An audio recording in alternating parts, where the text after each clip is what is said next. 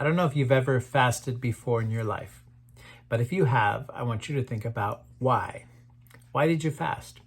Maybe it was health related, but if it wasn't health related and you fasted for spiritual reasons, what was the reason why? Was it to become closer to God? Was it to hear God better?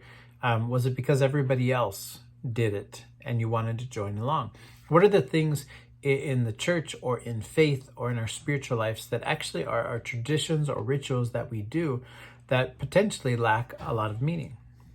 And I hope you could pause and ask yourself, why do we do those things? Sometimes we do wonderful things, but without any purpose, without any meaning behind them. We just do them because we know we should do them. Jesus begins to try to get at this in this passage in Matthew chapter 9. During this time, some groups fasted certain times of year, some groups fasted twice a week. And there's this discussion that goes on. I'll read verse 14 out of Matthew chapter 9, and then I'll summarize the rest of the passage. Matthew 9:14 says this: One day the disciples of John the Baptist came to Jesus and asked him, "Why don't your disciples fast like we do and the Pharisees do?" So John's disciples, the Pharisees, they all had certain times and ways that they fasted. With the most part, the most frequent group fasting twice a week. That's a lot.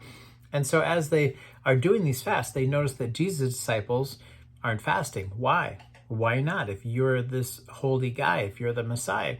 One reason Jesus says is because they're still with me. I'm still here. It's not a time of mourning.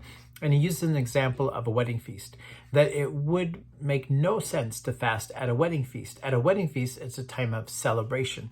And that's the time that they're in right now. Then he goes on to two other examples. One is when there was a cloth that would be ripped on a bag. And if you were to take that bag and you were to sew it on a new piece of cloth or maybe a shirt, that after a while when you wash that, when it dries, the new cloth would shrink. So you don't put a new cloth on an old shirt and an old bag or an old cloth. It wouldn't work. And secondly, he talks about a wineskin, that you don't put new wine into old wineskins because it's going to burst as well. Same similar type of concept. The point being is you don't stay with the old just because it's the old. That when the new comes, you need to start doing the new. And what Jesus is basically talking about in this fasting is you need to fast for the right reasons. You need to not get stuck on old rituals just because you think they find meaning wherein they actually lack purpose. Ask yourself quickly, why would Jesus say this?